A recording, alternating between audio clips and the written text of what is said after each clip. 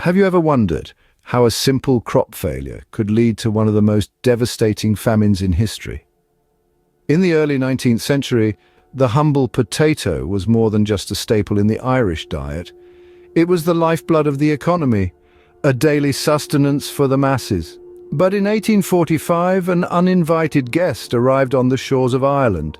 A microscopic fungus known as potato blight swiftly spread across the island, causing the potato plants to rot in the ground before they could be harvested.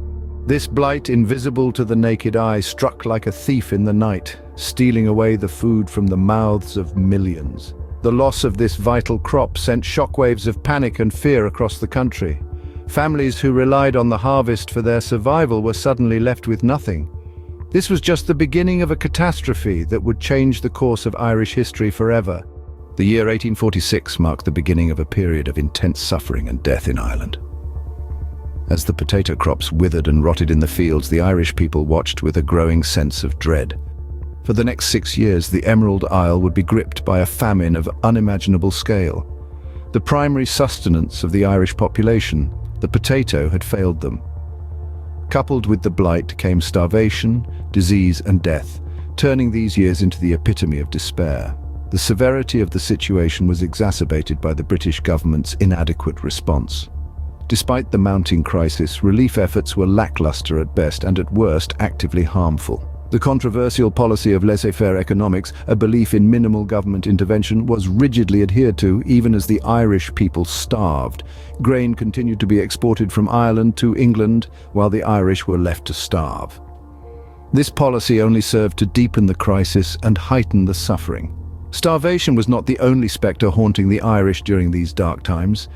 Diseases such as typhus, dysentery and cholera ran rampant, claiming lives as quickly as famine did. The destitute and the sick were evicted from their homes, left to die on the roadside because they couldn't pay their rent. These were not isolated incidents, but widespread practices, a grim testament to the scale of the tragedy.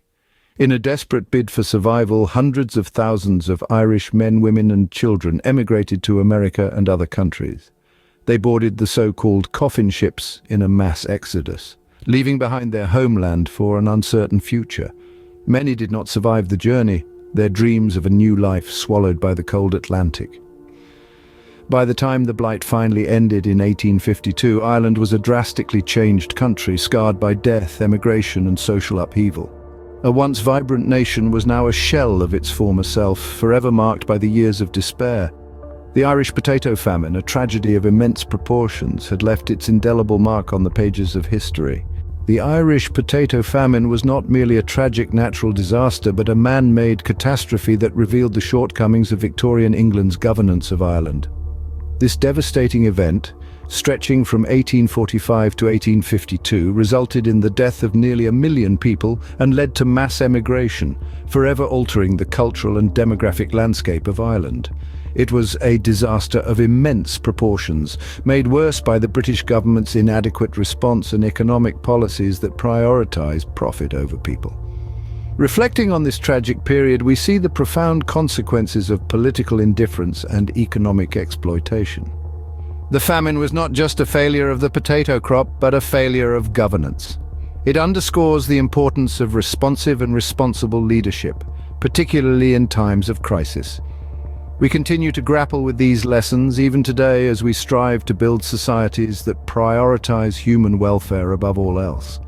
The Irish Potato Famine serves as a stark reminder of the consequences of political indifference and economic exploitation, a lesson that continues to resonate in our world today.